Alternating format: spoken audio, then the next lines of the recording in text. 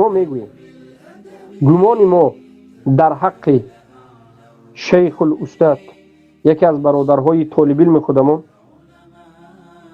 ابو حنظله جوانمرد افغانی یکی از علمای فارسی زبان این است که میگوییم این جوان در منهج اهل سنت و الجماعت است. تا جایی که ما از سخنهایشان از دیگر برادرها فهمیدیم، دیدیم، شنیدیم، منهجشان قرآن و سنت با فهم سلفی این امت است. یکی از طالب علمان اهل سنت و الجماعت است. درباره عذر بالجهل هم، درباره عذری هم، درباره حکم هم، درباره همه مسائل ها اعتقاد اهل سنت و الجماعت است. زیرا که اصول اهل سنت و الجماعت است.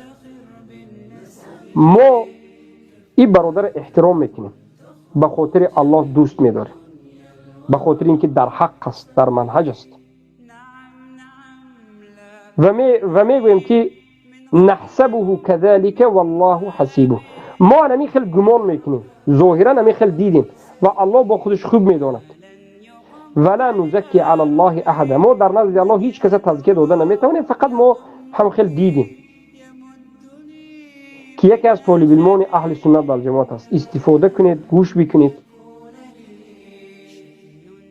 و اینچنین با این برادر بزرگوارمون ابو حنظله میرسونیم که احتیاط باشند که امروز اهل بدعت از خوارج ها و از جهمی ها، غلات جهمی و غلات خوارج میخواهند که بین ما طالب علمان اهل سنت فتنه به وجود بیاد، بین من و شما، بین ما با عبدالظاهر داعی باشد معرف را و غیره، دیگر کسی نباشد.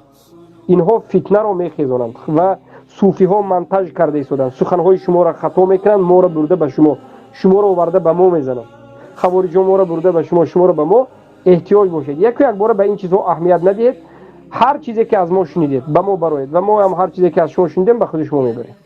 الله همه طالب علمان اهل سنت و الجماعت رو حفظ کند. بارک الله فیکم.